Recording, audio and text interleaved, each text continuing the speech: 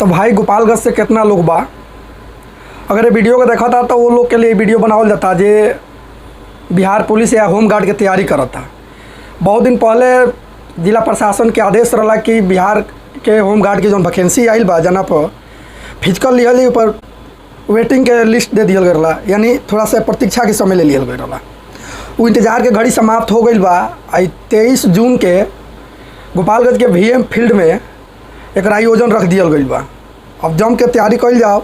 यही में 395 ऐसा पद बा जो होमगार्ड के जवान खातिर निकालल गई बा, लेकिन फॉर्म भरने वाले अभ्यर्थी की संख्या 14,961 बा।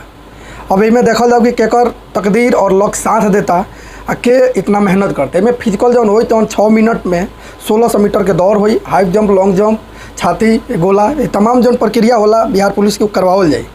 ओकरा बाद मेडिकल हुई, मेडिकल में जो फाइनल हो जाए ओकरा के